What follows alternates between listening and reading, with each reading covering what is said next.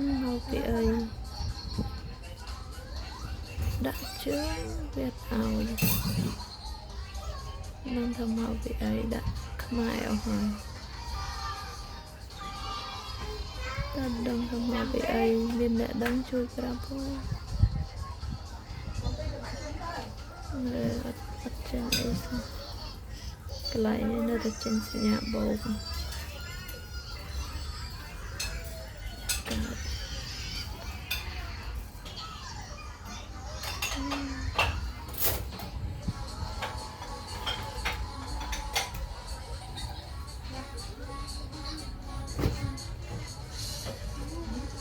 up here.